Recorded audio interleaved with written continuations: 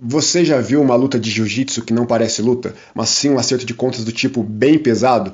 Porque existe um episódio real, gravado, conhecido por muita gente antiga do jiu-jitsu, mas que raramente aparece em canal grande. E quando aparece, dá desconforto. Não é porque teve sangue, nem porque foi violento demais, é porque foi uma luta real, fora do tatame, sem regra, sem juiz, sem ponto, e com um clima que parecia mais uma mensagem do que uma briga. E essa história envolve um nome que qualquer praticante conhece: Rickson Gracie. E do outro lado, Hugo Duarte, ligado à luta livre. Sim, isso aconteceu de verdade, e existe vídeo. Para entender por que essa luta é tão assustadora, você tem que entender uma coisa. Anos atrás, no Rio de Janeiro, existia uma rivalidade absurda entre duas tribos. De um lado, o jiu-jitsu dos Gracie, do outro lado, a luta livre. E não era só rivalidade não, era treta de rua, treta de academia, treta de honra. Era aquele clima de se encontrar na rua vai dar problema. E por mais que hoje isso pareça exagero, naquela época era normal ouvir história de confusão envolvendo o lutador. E é aí que entra esse caso. Segundo relatos e registros, Rickson e Hugo acabam se encontrando em um local público, uma praia. Imagina a cena, nada de tatame, nada de luva, nada de regra, só areia, gente em volta e dois caras com histórico pesado. E o mais bizarro, quando você assiste o vídeo, parece que não é uma briga comum, parece que o ambiente inteiro entende que algo sério vai acontecer. Porque quando dois lutadores desse nível se encaram, não é vamos trocar soco, é tipo, alguém pode não sair andando daqui. A luta começa e rapidamente dá para perceber a diferença de controle. Rickson se aproxima com calma, sem pressa, sem desespero, e acaba lançando um soco. Ele não está brigando no sentido emocional, ele está trabalhando, como se estivesse no treino, só que com uma frieza absurda. E isso é uma das coisas mais assustadoras de assistir, porque normalmente numa briga de rua tem gritaria, tem confusão, tem pancadaria desordenada. Ali não, ali parece um predador. Em poucos instantes, a luta vai pro chão, e aí começa o terror.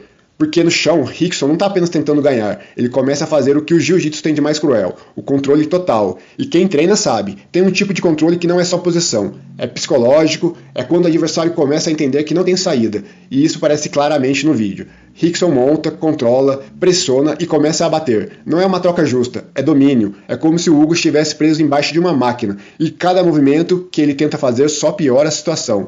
O que torna essa luta uma das mais assustadoras da história do jiu-jitsu não é só a porrada, é o contexto, é o fato de estar cheio de gente em volta. E mesmo assim ninguém entra, ninguém separa, porque todo mundo sabe que não é uma briga qualquer. É como se fosse um acerto de contas público, um recado.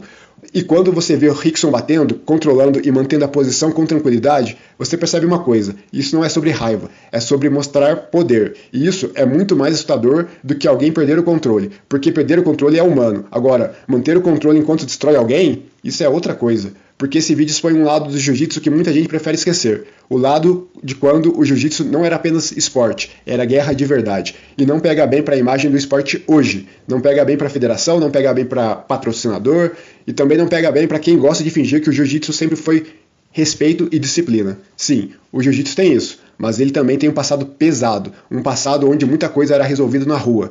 E tem outro detalhe. Essa luta assusta porque mostra exatamente o que muita gente fala, mas pouca gente entende. Jiu-jitsu funciona de um jeito cruel, porque quando um cara muito melhor coloca você no chão, acabou. Não tem força, não tem coragem, não tem sorte, você só fica preso, respirando areia, sentindo peso, tentando sobreviver. E isso é o que o vídeo mostra. Depois da luta, o clima é estranho, não tem comemoração, não tem vitória esportiva, o que fica é um silêncio, e é esse silêncio que torna tudo mais sombrio. Porque parece que todo mundo ali entendeu. O jiu-jitsu não é só um esporte bonito, ele pode ser uma arma, e nas mãos certas vira uma sentença. Então a pergunta é: essa foi a luta mais assustadora da história do jiu-jitsu? Porque teve violência? Ou porque mostrou a verdade que ninguém gosta de admitir? Que fora do tatame não existe ponto, não existe tempo e não existe medalha. Só existe controle e sobrevivência.